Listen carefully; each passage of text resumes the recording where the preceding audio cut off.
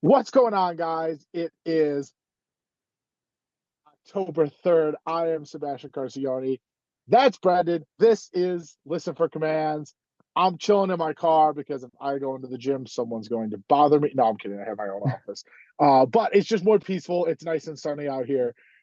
So I'm just hanging out. Today, we are going to talk about a little bit of current events. Not much happened since Monday, though. We're going to talk Article 14 will be the main topic of today, as it is still the big news going around powerlifting. And then we're going to talk a little bit about is abs the future? I'm seeing more and more of that, and questions about Powerlifting America's social media use or lack thereof. Hmm. So anyway, we're going to dive into all those topics. But Brendan, current events, anything interesting you saw this week? Yeah, no, it's a lot of Article 14. Everybody is talking about moving forward with the lawsuit, and we posted our little reel about it. It's clear that that's what's on the forefront of everyone's mind in the community. Yeah, and it's actually very interesting that that's the big deal. I don't know if that's a symptom of like a bigger issue I've seen in powerlifting, where it's like everyone's looking for a silver bullet, right? They're looking for this one thing that's going to change powerlifting. And guys, I promise you, that doesn't exist. It doesn't exist virtually anywhere.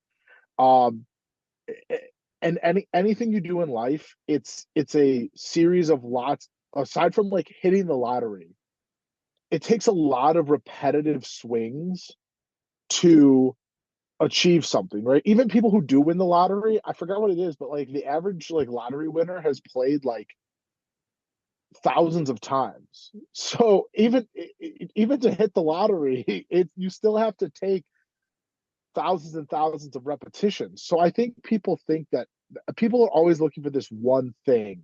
And you know what? It's so funny because like obviously powerlifting's in the fitness world, and fitness people are always looking for that one thing, that one thing that's going to change my fitness. And it's just not how it works, right? One thing is not going to change powerlifting, right? We saw this like everyone was like, oh, Sheffield's going to change powerlifting. And it has, but it hasn't, right? There's no one event, like, because the problem is like, oh yeah, Sheffield's great, but guess what? Now we need two Sheffields, we need three. Like, you have to keep growing.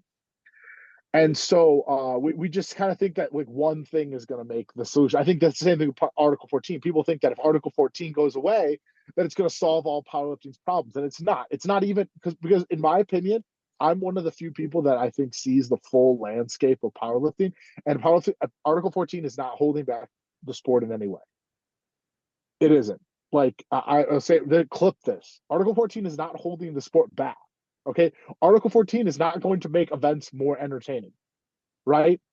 Like Article 14, I mean, okay, I guess you could make the argument that because Rondell's suspended, that if he weren't suspended because of Article 14, it would make the events more entertaining. That's fair. That's probably a fair argument. Like Article 14 going away would make the sport slightly more entertaining, but it's not going to fix the fundamental problem, right? The fundamental problem with powerlifting is the events are too short or too long. They're too long. They're too long. They're not really watchable. Um, the second thing, which I will harp on over and over again, is you have too many non-competitive athletes in these events. What that means is most of the time in any event you're watching, there'll be 1 to 3 athletes who are competing to win, and the other 9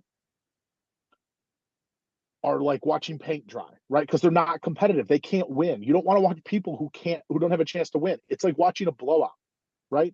If the Bears are up by 40 points in the fourth quarter, it's not compelling, right? People don't want to watch that. And that's the of the two things in powerlifting we can fix.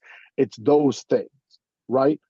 Sheffield's a great event, but it's really only 1 to 3 people who are jockeying for that first place, and the rest of the people you're kind of like watching paint dry because like it's just not really what people want to see.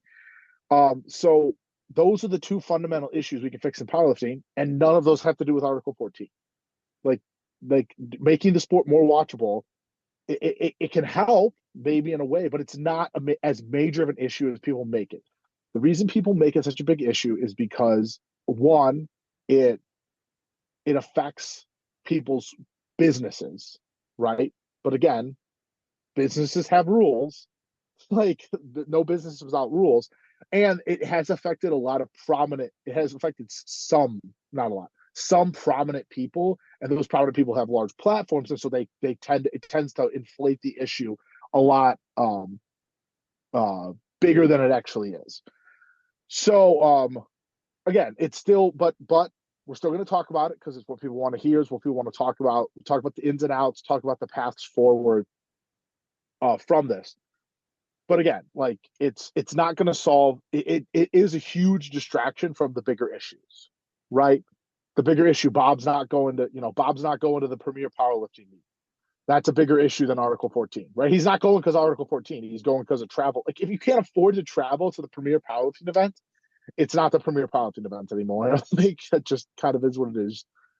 Mhm. Um, but yeah, I mean, I guess we could probably dive right in. I don't think there's a lot of current event stuff going on. I haven't seen much. I do want to touch on a couple things that are up my crawl right now. Um, but yeah, I okay. So let's talk about the inception. So Article 14 obviously originates from basically they didn't want people. It all has to do with drug testing. So they didn't want people who were drug tested going to non-drug tested competitions, and so that's kind of the origin of the rule. And I'm sure there's some reason that's the rule. It's an older rule. Um, and I imagine that's like they didn't want people like hopping on a cycle, doing that meet, and then like waiting and hopping off and not getting tested at those events. Because traditionally, if you're competing at a high level, WADA's going to test you every time at these powerlifting things. Um, so that's kind of where the rule originated from. And so the rule was never really enforced until the USAPL and USAPL split. Because now the IPF is using that rule to basically, I mean, not basically, they're using that rule to keep athletes um, in the federation, right? Athletes can't jump over and do a USAPL meet. They can't jump over and do an abs meet. They can't jump over and do a, uh, whatever, a WRPF meet because of this rule. And so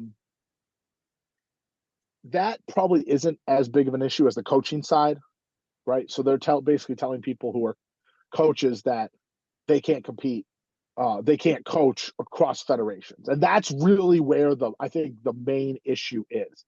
And so for a while, people were like, "Oh, that's holding the IPF back." Right? People don't want to switch over to the IPF because of that rule. And that was the case for a long, long time until just recently. Right? I mean, how many people have you seen switch? From like the IPF to like another No, larger. no, oh no, to the IPF. Oh yeah, I mean, I a mean, lot. I mean, Russ, Angelo Fortino, like all these people who were big time like USAPL people all switched um very quickly. And it's a testament to a bigger issue that doesn't have to do with Article 14. And that's why, like, well, we are talking about Article 14. We're going to talk about my opinion of Article 14 because I don't think it's an issue. It's not an issue because the only reason Article 14 can work is because there's no alternatives, right? So, for example, here let's use a real world example. If the USA Basketball, which governs the United States men's Olympic team, had an Article 14 rule, no one in the NBA would go to the Olympics, Mhm. right? USA Basketball would never make that rule because it wants the best athletes on its team, right? Right. The problem right now is there's no alternative to IPF competition that exists. And because there's no alternative, that it's become an issue. If there were this beautiful outside league that maybe abs becomes that outside league. You've got this outside league that does great promotion and stuff and pays its athletes and stuff. The IPF's not going to be able to enforce Article 14 because no one's going to want to give up that experience to go compete internationally and pay $1,500 for their hotel. Remember, with all that money that's at Sheffield, it's very top heavy. It's very, very top heavy. Like, I don't know. Let me pull up that breakdown. It's going to cut my video off when I pull up this breakdown. I don't care. But I have a breakdown of the payouts. So the top payout on the men's side was 30,000 pounds, which I think is like roughly, I'm not sure. I think that's roughly $40,000. I'm not going to cover that. Second was 30,000, and then everything else is around 10,000. So there's really two big payouts, and the rest are kind of smaller. On the women's side, there's Agatha got the one big one at 40, and then everyone else is making around 10, 16. I was going to say there's a 22. So it actually seems like the breakdowns are actually kind of parallel each other. Like, you'll get someone who the 30,000 was Gustav because he broke one world record and got the top prize, and then Agatha broke all three and maxed out. Jesus only broke one record, and like took 11th, I think, but he pulled for the win. That would have been crazy. Yeah, so I guess the point is right now that is the bastion of powerlifting, but I think as soon as something else comes along, that's the solution. The solution article of our team is any number of things that do not include suing the federation. Like the solution to Article 14, the first solution is the first and foremost solution is to everyone who disagrees. Dude, I cannot legitimately make the argument that people who are members of the IPF should vote to remove Article 14. Because if you're a member of the IPF, Article 14 benefits you, right? It keeps people in the federation, which keeps the membership dollars in there. Like, I cannot in good conscience be like, yo, you should make the argument if you're part of the IPF that Article 14 should go away. Like, there isn't really an argument to be made. I mean, the coaching side, maybe to like help people who like want to coach elsewhere, but like most programming isn't done in person. And like with USAPL nationals kind of disappearing, like I don't see anything on that end. I don't know, do you? No, not at all. I completely agree. The USAPL Nationals is kind of disintegrating, and because people want to come, they want to see competition, and where's it gone, right? It's like as soon as you leave the collegiate division, where are you gonna go? It's gonna be PA. Right. And that would be very interesting. I mean, they're not going to do this because their egos are too big at the USAPL. But if they just said, hey, we're just going to become the amateur division, and that's what we're going to do, and that's what we're going to police, like that's not a bad idea. If you could really carve, because remember, business is about niches, right? What's your niche in business? Because if you can cater to your customers better than anyone else, you're going to win. And so if you can really focus on a certain niche, that's why Powerlifting America has been successful. I don't think this is intentional, but they've been successful because they basically cater to pros. And so they're able to capture all those pros. And that's how you win. You win by capturing niches. And then over time, you can expand your niches. I mean, Tesla's the great example. They came out with the Roadster first. It was a $250,000 car. And then over time, they expanded into bigger and bigger markets. Once they made some money off the really wealthy people, they expanded into broader niches. And so it's the same thing with USAPL. It's like they could probably just capture. I think but here's the thing: they decided that they were going to be the Fed for all. But if you're the Fed for everyone, you're the Fed for no one. Like you just can't. You can't compete. And I mean, it's always been my personal belief that the IPF is really only for international competition anyway. It's not going to work. They can't do pro stuff. They've done pro stuff successfully one time. And that's with Sheffield, which SBD makes all the money from anyway and runs. and spends all the money on. So it's not really the IPF isn't running Sheffield. So it's like not like they're doing it. So really, it's a really kind of a messy situation. But it's messy, but it's also irrelevant. Messy and irrelevant, not a great combination. Um. Anyway, um, but that's where we are. And so right now, the biggest issue is trying to sue to get like that's like suing to get into a country club.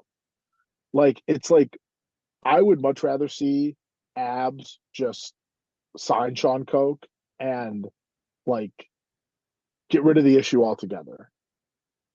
Like I think that's probably a better path forward, and that just kind of shows that hey, if this is the issue you're going to run into, you have a home somewhere else. And like, hey, we're going to do this the right way. We're going to sign you to a contract. You're going to compete at our events. We're going to take care of you, like as opposed to like, and then like I guess it sucks that you can't compete for your country, but like that'll go away over time. I don't think you should really worry about that too much. You know, they want the best athletes at their international competitions. And remember, the IPF's goal is to promote amateur powerlifting. It's not a professional thing. Like they've never stated their goal is professionalism because they want to be in the Olympics. They're an international governing body. So yeah, I mean, I think the path forward are a couple things. Um, One is you elect different people, they get rid of the rule. The rule becomes so unpopular that it eventually becomes eliminated, especially for coaches. Um, I mean, I guess there's a path where the lawsuit keeps going and then they issue some sort of settlement. I mean, I don't think people just want to keep paying lawyers forever. And then the other option is just something else better comes along. And that's what I would encourage everyone is like just find something better that comes along. That's it. Find something better that comes along and or wait for that or work on it yourself. Like if you have such a problem with it, work on it yourself.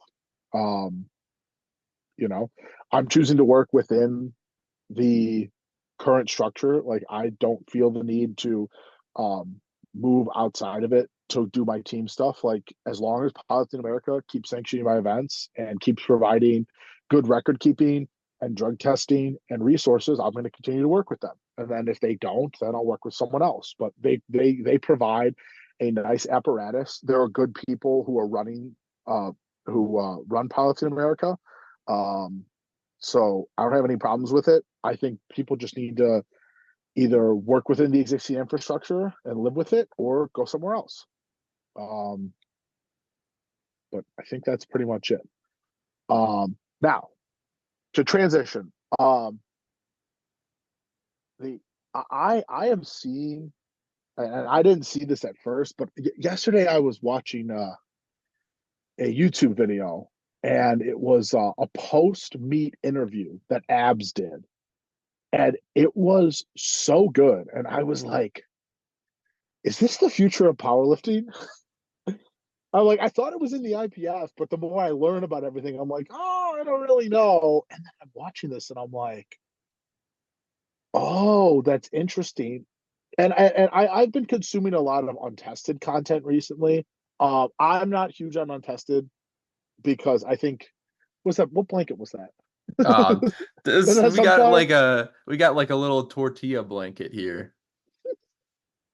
I thought it was a sunflower. That's even funnier that it's a tortilla. Yeah. Um, that's hilarious. Yeah, but anyway, I was like watching this and I'm like, wow, this is like it was like really, really well produced. And they're like I think they said fuck a couple times. And I was like, oh, that's awesome. Like that's like that, like that's real. Like that's real. They said some funny stuff. No, no, no. What did he say?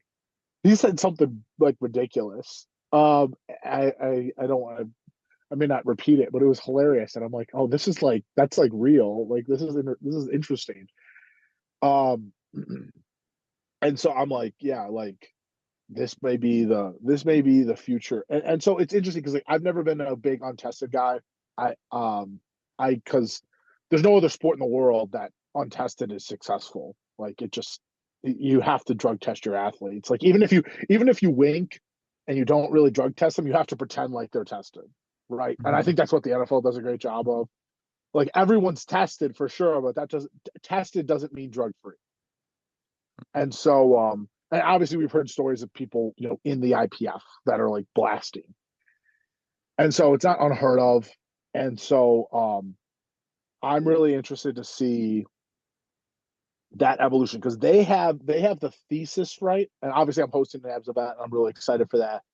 Um they have the thesis right of what people want to see in powerlifting. People want to see um the production and the performance, and as Jay says, it's too usually like too sterile, like IPF is too sterile, and it definitely is. Obviously doing a couple events there with them. But that's what they want. That's what they want to be Olympics and sterile and stuff like that. But I mean, I watched the Olympics this year. It was anything but sterile. The production value of this year's Olympics was incredible. I don't see a reason why you would continue to want that anyway. And a lot of people do argue the Olympics isn't the path forward for the sport, and they may be right about that. But yeah, the social media is phenomenal. They're posting every single day, multiple times a day.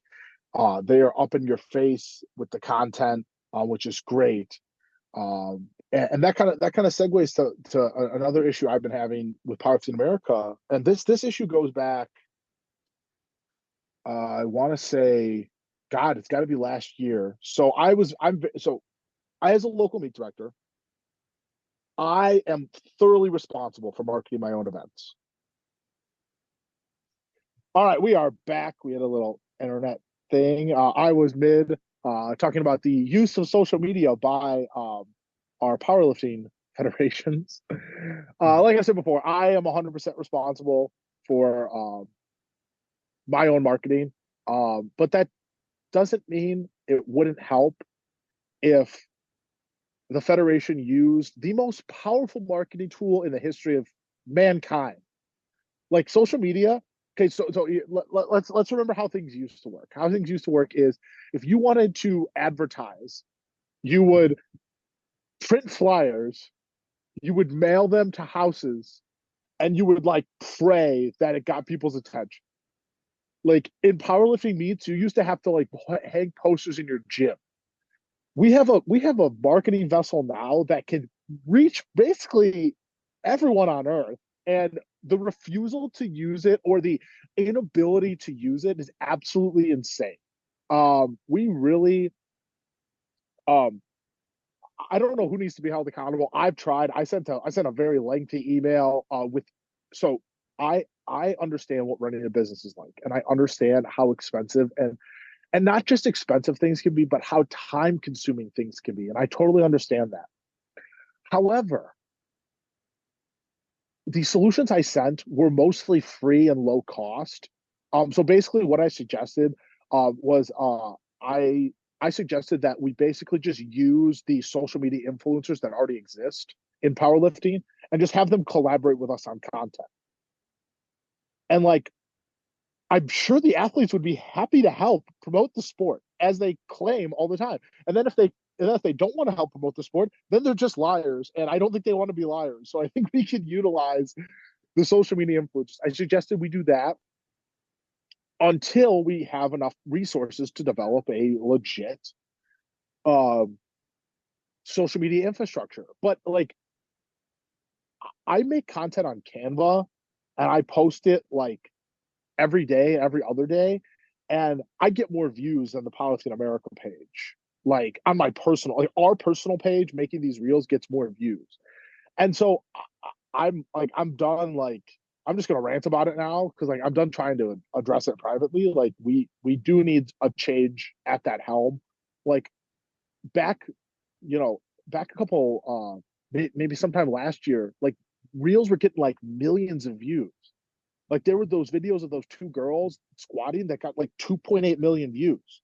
And since the social media directorship changed hands, we haven't been back there since.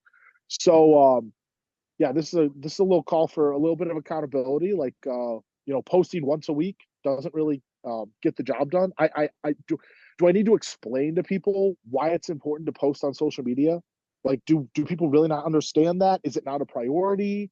Like attention is the currency of today. Like getting people's attention, attention converts into interest. Interest converts into sales. Like you have to get people's interest. Like you have like I if anyone disagrees with me, and if someone has like an alternative argument of why posting once a week is going to be successful for basically a professional sports organization, let me add it.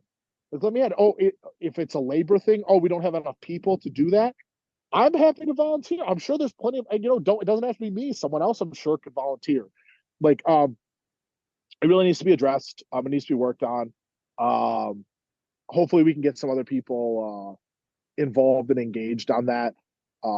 Maybe I'll drum it up. I mean, it hurts me as a local meet director. Like when people don't, when it takes an average of 7 to 10 what are called touch points to get someone to convert to a sale. Touch point is like anytime you're advertised to.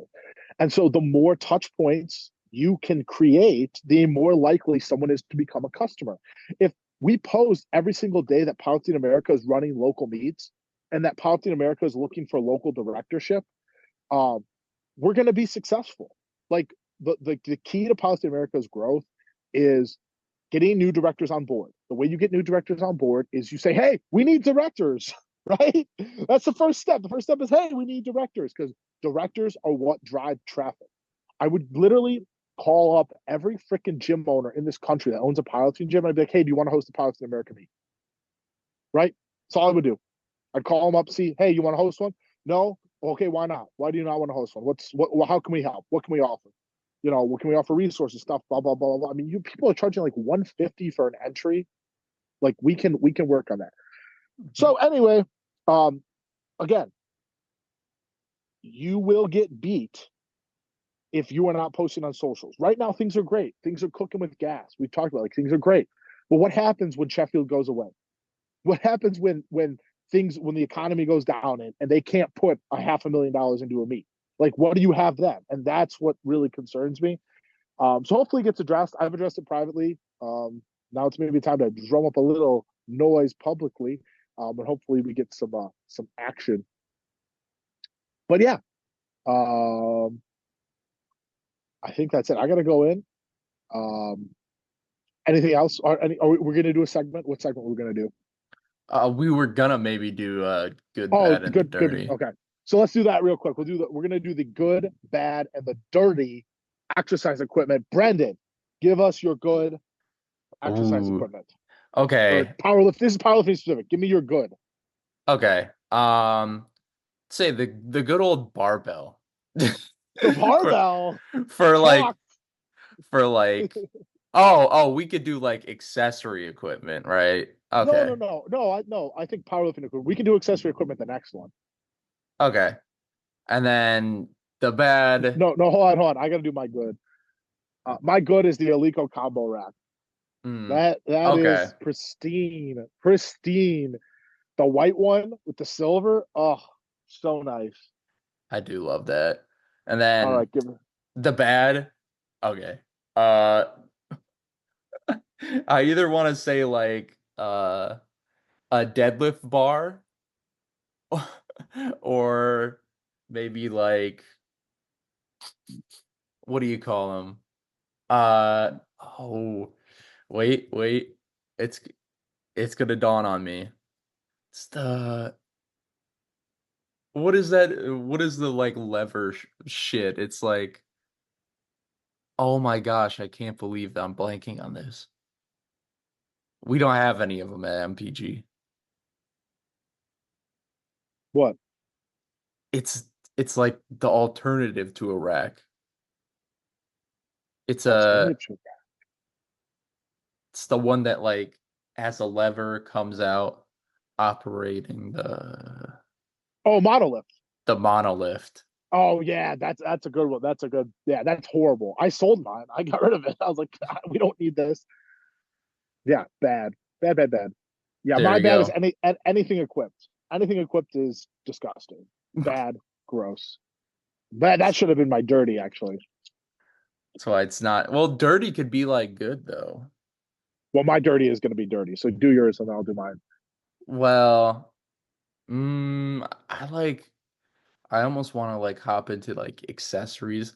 I'll do like I'll say like pound plates because like look, I could fuck with some pound plates. Like That is fun. Yeah, yeah, yeah.